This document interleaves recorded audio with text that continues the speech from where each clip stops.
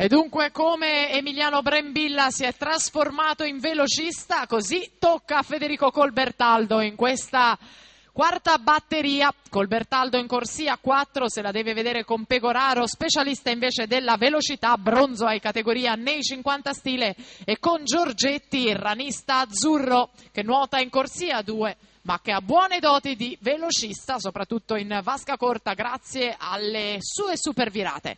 Pegoraro al comando, 25-32, mentre si preparano per la quinta serie Giuseppe Testa in 1, Gabriele Cosentino in 2, Mirko Di Tora in 3, David Peric in 4, Cristian Tomasetto in 5, Paolo Gasparotto in 6.